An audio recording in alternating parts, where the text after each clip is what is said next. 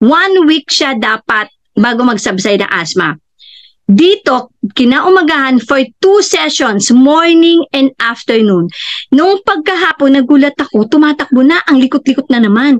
Sabi ko sa kuya, Kuya, check mo yung likod ni Abe kung may wheezing pa. Sabi mismo ni Abe, Mami, wala na akong naririnig sa likod ko. Sigurado ka? Sabi kong ganon. Chinek ni kuya niya yung likod, wala na ang wheezing. At chinek ko rin, sigurado, so hindi ako makapaniwala, chinek ko, as in total clear yung lungs. Doon ako na-amaze. Sabi ko, hala, sabi ko, yung ating 1 week, nakatipid tayo kasi naging 1 day to 2 days lang. Wala na po kaming ginamit na nebulizer during that time. As in, every 4 hours, gamit ko siya nung Itera. Ganun po siya.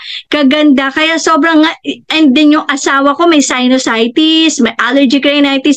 Lahat, binili niya na yung mga nilalagay sa ilong kasi nga sobrang sakit talagang pag nag-a-attack siya ng sinusitis niya, hindi mo siya pwede kausapin. One time nag-attack siya ng sinusitis. Medyo nega yun sa, hindi naman nega, pero hindi siya ganun kaano sa Itera. Sabi ko, hindi, ito nga sabi ko, gamitin mo, try mo lang. Alam niyo po, ginamit niya.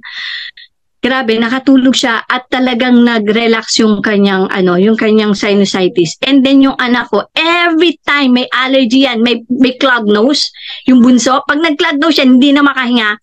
Mami, yung Itera, kasi sabi niya, pag tinatapat niya daw sa ilong niya, yung clogged nose daw niya, sabi niya, alam mo mami, natutunaw siya, nagaganon siya, wala na siya, sabing ganon.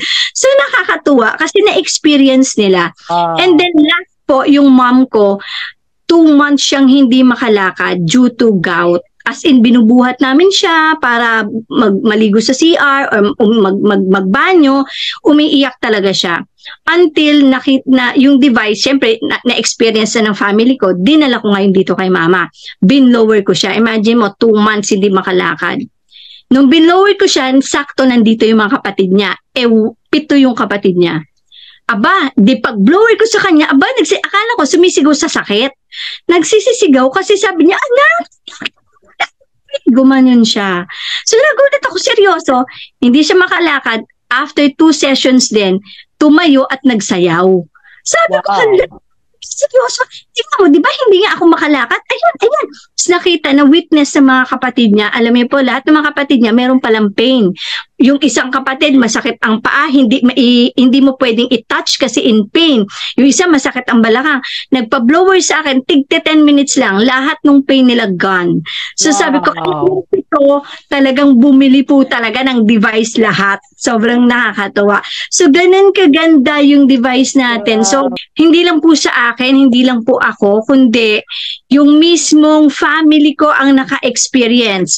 First nabili ko ng device, ano po yun yung history kasi namin sa family is mga asthmatic, may asthma. Husband ko may asthma, mga anak ko may asthma, ako dati may asthma din, pero nawala na yun sa akin. So yung sa anak kong dalawa, may asthma sila talaga. Pagka nag-a-attack sila ng asthma, yung asthma nila, it will take, lalo na yung bunso, it will take 1 week bago mag-subside. And ang medication namin is round the clock. Ganun ka, yung nebulizer niya, pag magne-nebulize siya, round the clock, every 4 hours, every 6 hours. Tapos ang nebules niya, mamahalin. So imagine mo 1 week na ganun. Tapos wala akong tulog every time na may attack siya. Ngayon, nung one time, binili ko yung device, siguro gabi na ako dumating sa bahay, sabi ng husband ko, si Abe may ubo. Ganun lang sabi niya. So ako naman okay, ubo.